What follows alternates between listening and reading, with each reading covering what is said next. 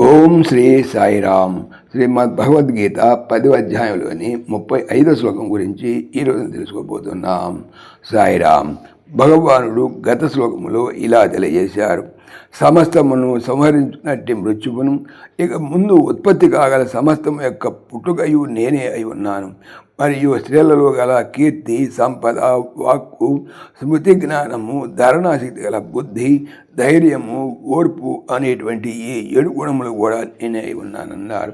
ఇక ఈరోజు తెలియజేపేటువంటి 35వ శ్లోకంలో ఇలా తెలుపుతున్నారు: బృహస్సామ తథా సామ్నాం గాయత్రీ ఛందసామహం మాసానాం మార్గశీర్షోహం ఋతూనాం కుసుమాకరః.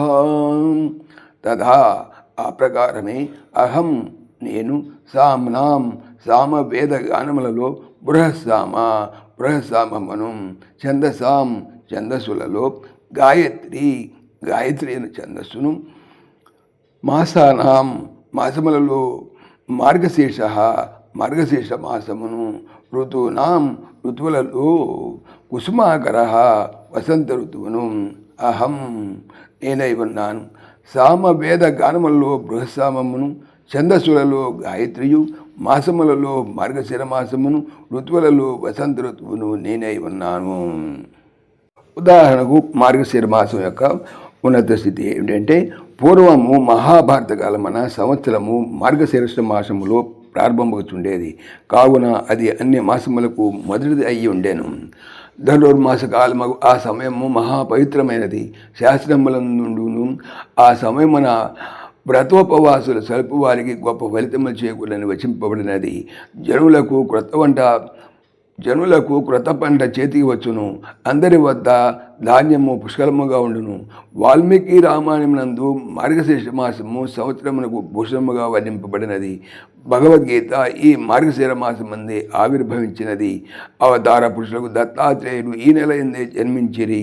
వాతావరణము చల్లగా ఉండేది, జనుల హృదయము కూడా ఉల్లాసముగా ఉండను.